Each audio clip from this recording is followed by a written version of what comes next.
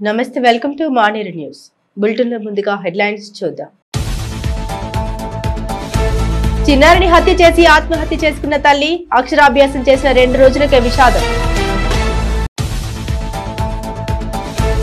ధాన్యం కొనుగోళ్లకు ఏర్పాటు కరీంనగర్ జిల్లాలో 338 సెంటర్లు. సిరిసిల్లపై రేవంత్ సర్కార్ ఫోకస్ రేపు కార్మిక క్షేత్రానికి మంత్రుల రాక. Welcome back to news. క్షణికావేశంలో కసాయిగా మారుతున్నారు. బంధాలు బంధుత్వాలేవి అడ్డు రావడం లేదు. తప్పుడు నిర్ణయాలతో హత్య చేస్తూ తనువు చాలిస్తున్నారు. తెలంగాణలో ప్రతిరోజు ఎక్కడో ఒక చోట సంఘటనలు జరుగుతూనే ఉన్నాయి. తాజాగా పెద్దపల్లి జిల్లా కేంద్రంలో అభశుభం తెలియని కూతుర్ని చంపి ఆత్మహత్యకు పాల్పడింది. ఈ సంఘటన రాష్ట్ర వ్యాప్తంగా సంచలనంగా మారింది. అక్షరాభ్యాసం చేయించిన చేతులతోనే అంతమొందించింది కసాయి తల్లి. కన్న బిడ్డకు విద్యాబుద్ధులు ప్రాప్తించేలా చూడాలంటూ 2 రోజుల క్రితమే బాసర్లోని సరస్వతీదేవి అమ్మవారి ఎదుట అక్షరాభ్యాసం చేయించింది. అంతలోనే ఏమైందో ఏమో తల్లి బిడ్డలిద్దరూ జీవోత్సవాలుగా కనిపించారు. పెద్దపల్లి టీచర్స్ కాలనీలో బుధవారం రాత్రి వెలుగు చూసింది ఈ ఘటన. పెద్దపల్లి ఎల్ఐసి కార్యాలయంలో లోక వేణుగోపాల్ రెడ్డికి సాహితికి 4 ఏళ్ల క్రితం వివాహమైంది. వీరికి 2 ఏళ్ల కుమార్తె రితన్య ఉంది. టీచర్స్ కాలనీలో అద్దె ఇంట్లో ఉంటున్నారు. బుధవారం భర్త ఇంట్లో లేని సమయంలో సాహితి కూతురు రితన్యకు ఉరివేసి చంపి తర్వాత తాను ఉరివేసుకుని ఆత్మహత్య చేసుకుని ఉంటుందని అనుమానిస్తున్నారు స్థానికులు. సాహితికి రాత్రి తల్లిదండ్రులు ఫోన్ చేసినా లిఫ్ట్ చేయకపోవడంతో అనుమానంతో ఇరుగు పొరుగు వారికి సమాచారం ఇచ్చారు. దీంతో సంఘటన వెలుగులోకి వచ్చింది.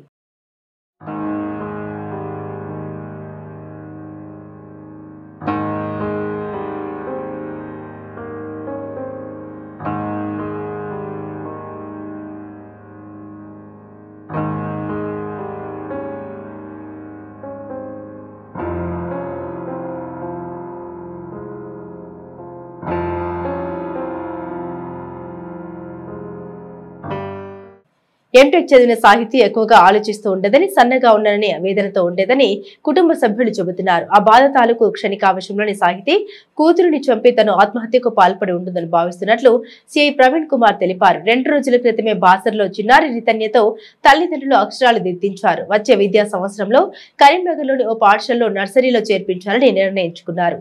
ఇంతలోనే ఈ ఘోరం చోటు చేసుకుంది. సాహితీ ఆత్మహత్యకు ముందు రాసిన లేఖలో భర్త వేణుగోపాల్ రెడ్డి మంచివాడేనని స్పష్టం చేసింది. తన చావుకు ఎవరు బాధపడవద్దని, తాను లేకుండా బిడ్డ ఎలా ఉంటుందనని వేదనతోనే వెంట తీసుకెళ్తున్నానని లేఖలో పేర్కొన్నట్లు సమాచారం. వెదిరా రామాడుగు మండల్ అతను ఒక కంప్లైంట్ ఇవ్వడం జరిగింది. తన కూతురు లోక సాహితీ వైఫ్ ఆఫ్ వేణుగోపాల్ రెడ్డి జూలపల్లి మండల్ గత 4 సంవత్సరాల క్రితం వివాహం చేయడం జరిగింది. అయితే వాళ్ళకి ఒక పాప 3 years పాప రితన్యారెడ్డి పాప. అయితే వాళ్ళ అమ్మాయి మానసికంగా కొద్ది రోజుల నుంచి ఇబ్బంది పడుతుందని చెప్పి లోన్లీగా ఫీల్ అవుతుంది, భయంగా ఫీల్ అవుతూ నిన్న సాయంత్రం ఆమె తన పాపకి ఉరేసి తను కూడా హ్యాంగింగ్ చేసుకొని చనిపోయిందని చెప్పి మాకు ఫిర్యాదు ఇవ్వడం జరిగింది. దానిపైన క్రైమ్ నంబర్ 168/25లో 103 Class 1 తర్వాత 194 BNSలో కేసు నమోదు చేయడం జరిగింది. దానిపైన విచారణ అనేది చేస్తున్నాం. సూసైడ్ నోట్లో కూడా మానసికంగా ఇబ్బంది పడుతున్నాను, నేను చనిపోతే పాపకు చూసుకోవడానికి ఎవరు ఉండరని నా పాపను కూడా తీసుకెళ్తున్నాం, మీరందరూ బాగుండాలి, తండ్రి ఎవరు బాధపడదు ఏడవద్దు అనుకుంటా సూసైడ్ రాసింది. సూసైడ్ నోటు కూడా మేము దాన్ని సీజ్ చేయడం జరిగింది. దానిపైన కూడా విచారణ. కరీంనగర్ జిల్లా తిమ్మాపూర్ మండలంలోని క్యాంపు కార్యాలయంలో దివ్యాంగునికి బ్యాటరీ రిక్షాను అందించారు మానకొండూరు ఎమ్మెల్యే డాక్టర్ కవ్వంపల్లి సత్యనారాయణ. రేణిగుంటకు చెందిన దివ్యాంగుడికి గతంలో ఇచ్చిన హామీ మేరకు రిక్షాను అందజేసినట్లు ఆయన తెలిపారు. ఈ సందర్భంగా డాక్టర్ కవ్వంపల్లి మాట్లాడారు. తెలంగాణ ప్రభుత్వం చేపట్టిన సంక్షేమ పథకాలతో ప్రజలు సంతోషంగా ఉన్నారన్నారు. రానున్న కాలంలో తమ ప్రభుత్వం మరిన్ని పథకాలను తీసుకురానుందని తెలిపారు. తోపుడు చక్రాల బండి నడపలేకపోతున్నా బ్యాటరీతో నడిచే వాహనాన్ని ఇవ్వాలన్న అన్న తర్వాత ఇమ్మీడియట్గా నేను జిల్లా అడిషనల్ కలెక్టర్ గారు అదేవిధంగా DWOకి ఫోన్ చేసి ఏదైనా ఉంటే కావాలని చెప్పిన తర్వాత ఇమ్మీడియట్గా అక్కడ లేకుండా ఈరోజు తన సౌకర్యార్థం ఒక వికలాంగుడు బాగుండాలన్న ఉద్దేశంతో ఈరోజు ఈ బ్యాటరీతో నడిచే ట్రైసైకిల్ని తనకివ్వడం జరుగుతూ ఉన్నది. మనస్ఫూర్తిగా ఆయన అభినందిస్తూ ఇది మంచి వాడుకో, సరేనా? బీజేపీ గ్లోబల్ ప్రచారాన్ని ఎవరు నమ్మవద్దని ప్రజలను కోరారు ప్రభుత్వ పాడ్లూరి లక్ష్మణ్ కుమార్. పెద్దపల్లి జిల్లా ధర్మారం మండల కేంద్రంలోని గిరిజన సంక్షేమ శాఖ వసతి గృహాన్ని ఆయన సందర్శించారు. 10 లక్షల అంచనా వ్యయంతో నిర్మించిన భోజనశాల గదిని ఆయన ప్రారంభించారు. విద్యార్థులతో కలిసి భోజనం చేసి వారితో ముచ్చరించారు పాడ్లూరి లక్ష్మణ్ కుమార్. ఈ సందర్భంగా ఆయన మాట్లాడుతూ 2014 నుండి 23 వరకు బీజేపీకి అనుబంధ ప్రభుత్వంగా బీఆర్ఎస్ పార్టీ పనిచేసి రాష్ట్ర ఖజానాను ఖాళీ చేసిందని ఆరోపించారు. విద్యార్థులకు నాణ్యమైన విద్యతో పాటు మంచి భోజనం అందిస్తున్నారు తెలిపారు. రాష్ట్ర ప్రభుత్వం గ్యాస్ సిలిండర్ పై సబ్సిడీ ఇస్తుంటే కేంద్రంలో ఉన్న బీజేపీ ధరలను పెంచడం శోచనీయమన్నారు. హిందుత్వ వాదాన్ని అడ్డుపెట్టుకుని కేంద్రంలో బీజేపీ పాలన సాగిస్తోందని ఆరోపించారు. తెలంగాణ రాష్ట్రం నుండి ట్యాక్సీల ద్వారా కేంద్ర ప్రభుత్వం కోట్ల రూపాయలు తీసుకెళ్లి తిరిగి రాష్ట్రానికి రావాల్సిన వాటాను మాత్రం ఇవ్వడం లేదని మండిపడ్డారు.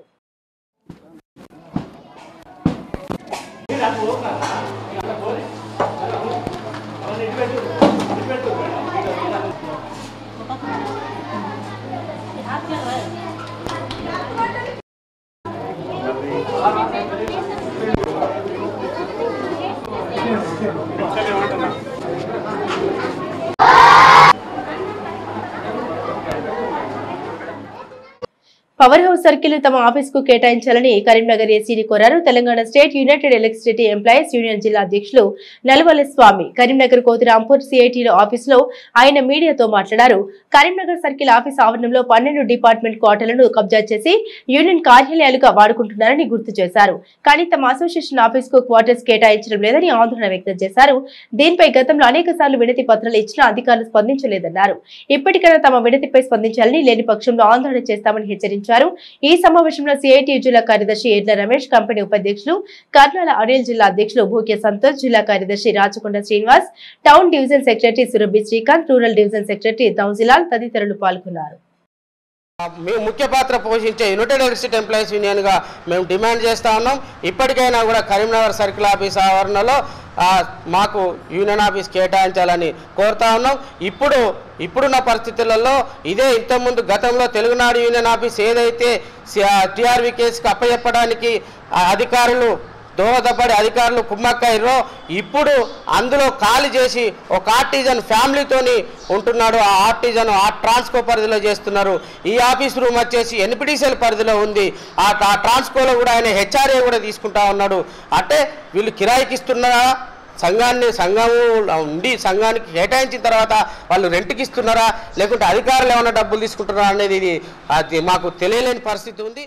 తెలంగాణలో ధాన్యం కొనుగోలు ప్రారంభమయ్యాయి. రాష్ట్రంలో ఇప్పటి వరకు 14 జిల్లాల్లో వరి ధాన్యం సెంటర్లు ప్రారంభం కాగా మిగతా జిల్లాల్లో కూడా సెంటర్లను ప్రారంభించేలా ఏర్పాటు చేస్తున్నారు సివిల్ సప్లై అధికారులు. ఇందులో భాగంగా కరీంనగర్ జిల్లాలో 338 సెంటర్ల ద్వారా 3.6 లక్షల మెట్రిక్ టన్నుల యాసంగి వడ్ల కొనుగోలు చేయాలని నిర్ణయించారు. ఈ వారంలో ఐకేపీ మార్కెట్ కమిటీల ద్వారా కొనుగోలు ప్రారంభించేలా ఏర్పాట్లు చేశారు అధికారులు. యాసంగి ధాన్యం కొనుగోలు ప్రారంభం కానున్నాయి. ఇతర జిల్లాలో ఇప్పటికే కొనుగోలు కొనసాగుతుండగా కరీంనగర్ జిల్లాలో పంటలు ఆలస్యంగా వేయడం వల్ల కోతలు ఆలస్యమవుతున్నాయి.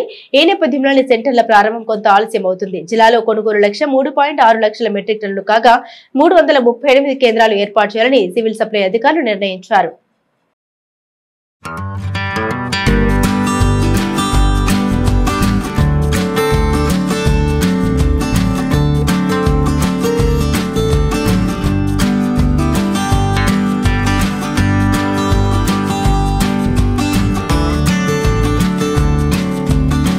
కరీంనగర్ జిల్లాలో దొడ్డు రకం 1,99,000 ఎకరాల్లో, సన్న రకపు 67,846 ఎకరాల్లో సాగు చేశారు. దొడ్డు రకంకు 1,57,817 మెట్రిక్ టన్నులు, సన్న రకం 1,28,206 మెట్రిక్ టన్నుల ధాన్యం దిగుబడి వస్తుందని అంచనా వేశారు అధికారులు. సన్న రకం వడ్లకు క్వింటాల్పై 500 రూపాయల బోనస్ ఇస్తుంది తెలంగాణ సర్కార్. దీంతో ప్రభుత్వ కేంద్రాల్లోనే విక్రయిస్తున్నారు రైతులు.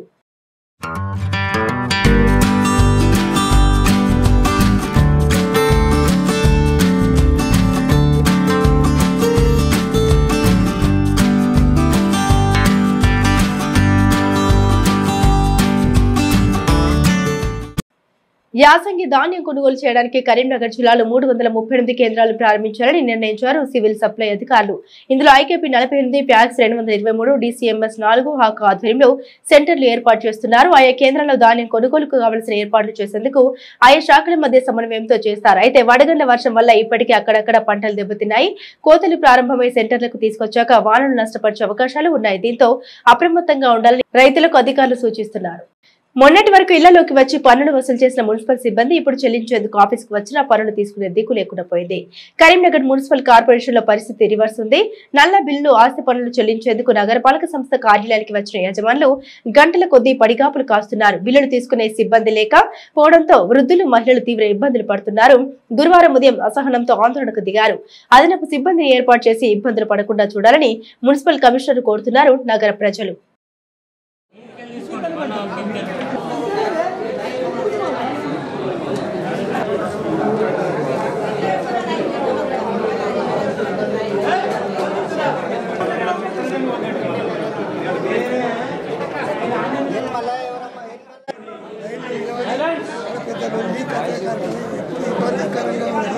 తీసుకోమంటే లొల్లి ఒకరైతే ఒకరు పెట్టుకుంటే అది చేస్తారు కాబట్టి ఇంకా రాలేదు 11 పావులకు 12 అవుతుంది కాబట్టి ఇబ్బంది చాలా అవుతుంది.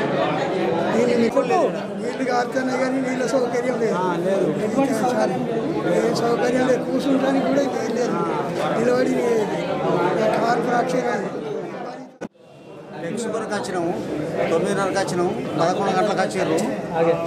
ఇక్కడ మనం మొత్తం చెమటలు కారుతున్నాయి. ఏం నిజమెచ్చి కొడితే లేరు. ఇక్కడ కూర్చుంటే కుర్చీలు లేవు, ఏది లేదు. మన చెమటలు కారంగా కూడా మొత్తం గోలు నూకేసుకునే పరిస్థితి వస్తుంది. ఇక్కడ అంత పబ్లిక్. ఎక్కడి నుంచి వచ్చింది? మేము రామసరపూర్ కాలనీ నుంచి వచ్చినాం. పెద్దమ్మగుడి నుంచే. వాటర్ కూడా లేవు ఇక్కడ తాగడానికి. చాలా ఇబ్బంది అవుతుంది. గత 3 రోజుల నుండి వాటర్ ట్యాక్స్ కట్టడానికి రావడం జరిగింది. వీపచ్చమైన 50-60 మందికి 70 మందికి 50-60-70 మందికి ఇద్దరిని స్టాఫ్ను పెడుతున్నారు. There is no response municipal corporation. అసలు సంగతి ఏంటిది? ఇందాకనే కమిషనర్ గారు కాల్ చేశాను. ఇద్దరు మనుషులను పెడతా అని చెప్పింది. ఇప్పుడు నిన్న అడ్డం పడ్డ కాలు వాపొచ్చింది. చాలా ఇబ్బంది అవుతుంది. ఇక్కడ వాటర్ ఫెసిలిటీస్ లేవు. నాకు బీపీ ఉంది, హై బీపీ కింద పడిపోయినా నేను. దయచేసి ప్రజలందు దయ ఉంచి ప్రజలకు సహకారం చేస్తారని కమిషనర్ గారికి విన్నపించుకుంటున్నాను. మేము నా పేరు రాంబాబు అండి. నేను సిక్కువాడికి వెళ్ళి వచ్చిన దగ్గరలోనే దేర్ ఈజ్ రెస్పాన్స్ లేదు. మేమేమనంటే స్టాఫే మరల పడుతున్నాం మా మీదకి.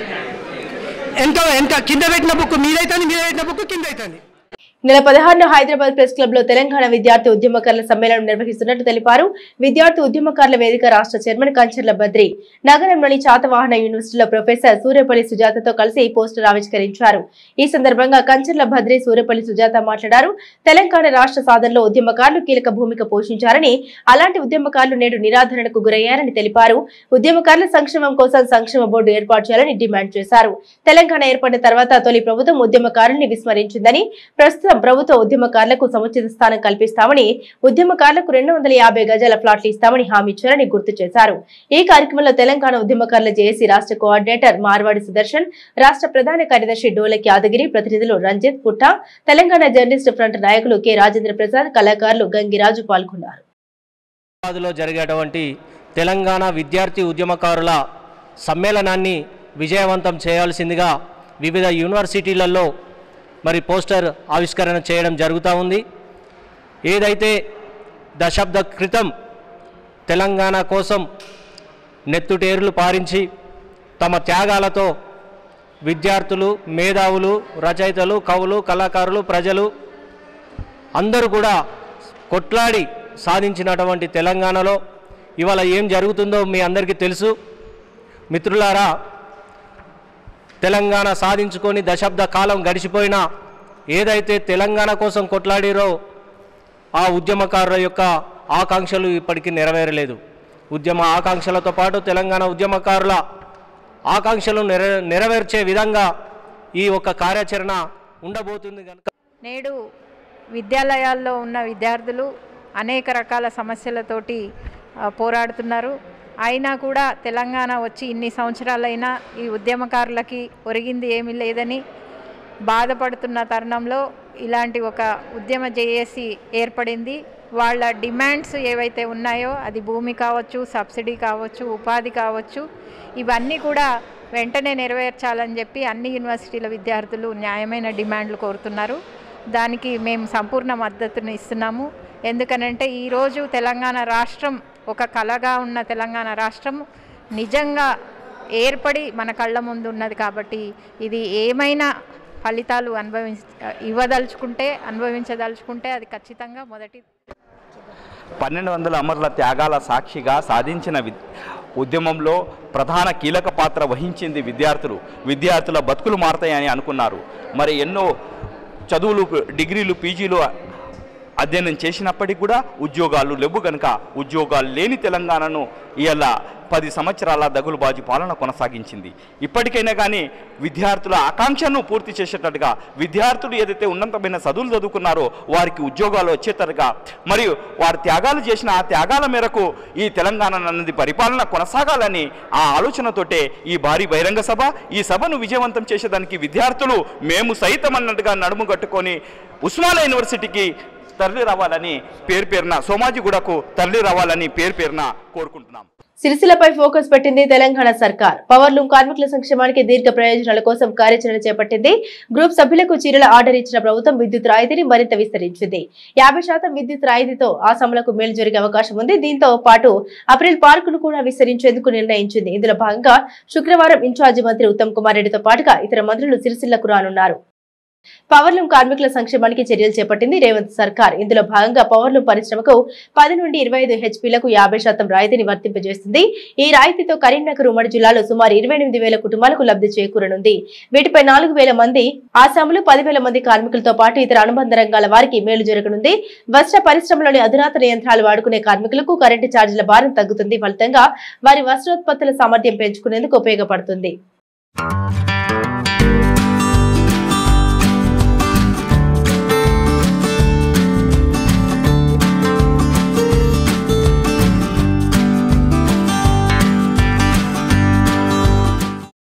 రాష్ట్రంలోని 63.86 లక్షల మంది స్వయం సహాయక మహిళా సభ్యులకు ఏడాదికి 2 చొప్పున చీరలు పంపిణీ చేయనున్నట్లు గతంలో సీఎం రేవంత్ రెడ్డి ప్రకటించిన విషయం తెలిసిందే. అయితే నాణ్యతతో చీరలు తయారు చేసే అధునాతన యంత్రాలను వినియోగిస్తున్నారు. రాష్ట్ర ప్రభుత్వం 1,27,00,000 చీరల ఉత్పత్తికి ఆదేశాలు జారీ చేయడంతో సిరిసిల్ల నేతన్నలతో పాటు రాష్ట్ర వ్యాప్తంగా ఉన్న పవర్లూమ్ కార్మికులకు ఉపాధి లభించనుంది. గత బీఆర్ఎస్ ప్రభుత్వం బతుకమ్మ చీరల ఉత్పత్తిని నిలిపివేసిన కాంగ్రెస్ ప్రభుత్వం అదే స్థానంలో మహిళా సంఘాలకు నాణ్యతతో చీరలు ఉత్పత్తి చేసే పంపిణీ చేయాలని నిర్ణయించింది. దీంతో రాష్ట్ర వ్యాప్తంగా 804.64 కోట్ల మీటర్ల వస్త్ర ఉత్పత్తికి నేతన్నలకు ఆర్డర్స్ వచ్చింది. ఇందులో రాజన్న సిరిసిల్ల జిల్లా కేంద్రంలోని 138 మ్యాగ్ సొసైటీలు, ఎస్ఎస్ఐ యూనిట్లలో పనిచేస్తున్న సుమారు 15,000 మందికి పైగా కార్మికులకు చేతి నిండా పని లభించనుంది.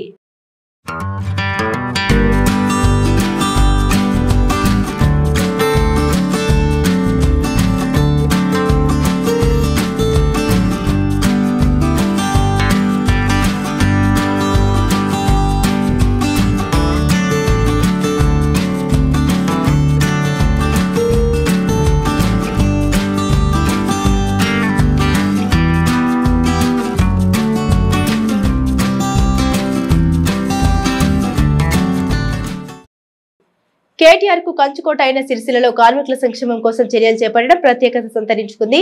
గతంలోనే పలుమార్లు ప్రకటించిన రాష్ట్ర మంత్రులు ఆ దిశగా అభివృద్ధి దిశగా అడుగులు వేస్తున్నారు. ఇందులో భాగంగా సిరిసిల్ల అపెరల్ పార్కులో టెక్స్పోర్ట్ కంపెనీని ప్రారంభించనున్నారు. పలువురు రాష్ట్ర మంత్రులు సిరిసిల్లకు రానుండడంతో సర్వత్రా చర్చనీయాంశంగా మారింది.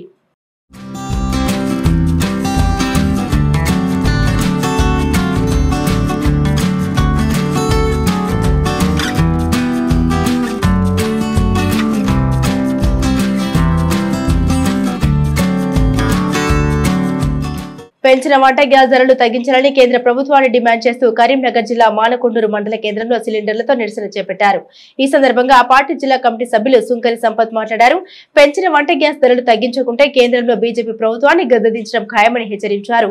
ఈ కార్యక్రమంలో సిపిఎం పార్టీ మండల కార్యదర్శి శాతరాజు భద్రయ్య, మండల కమిటీ సభ్యులు చౌదరి సంపత్, గట్టు సతీష్ స్థానికులు పాల్గొన్నారు.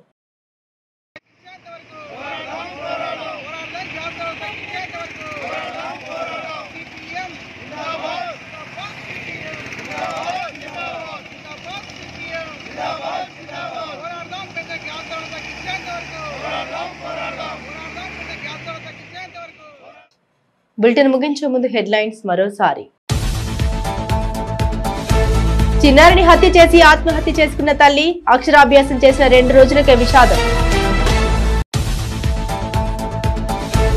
ధాన్యం కొనుగోళ్లకు ఏర్పాటు, కరీంనగర్ జిల్లాలో 338 సెంటర్లు. సిరిసిల్లపై రేవంత్ సర్కార్ ఫోకస్, రేపు కార్మిక క్షేత్రానికి మంత్రుల రాక. ఇవి బులెటిన్ అప్డేట్స్. మరిన్ని అప్డేట్స్ కోసం చూస్తూనే ఉండండి మానేరు న్యూస్.